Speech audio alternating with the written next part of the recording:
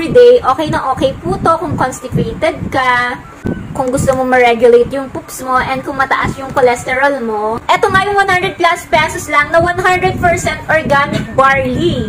Hindi ka pa kakabahan inumin kasi nga FDA approved na. O, saan ka pa, diba? Yung ganito ng pouch, naiinom mo nga to na good for 7 days. Naka-sachet na siya, 7 sachet yung laman ng isang pouch. So, good for 7 days na siya. Ang kagandahan nga nito guys, FDA approved na and very affordable pa, kaya hindi ka nga mangangamba na fake yung mabibili mo. O, saan ka pa, diba? Kung tatanungin nyo naman kung anong lasa nito, ang lasa po nito is lasang tsaa na parang matabang.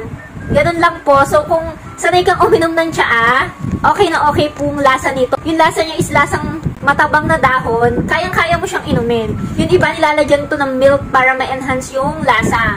Pero sa akin, okay na tong pure 100% barley with cold water lang.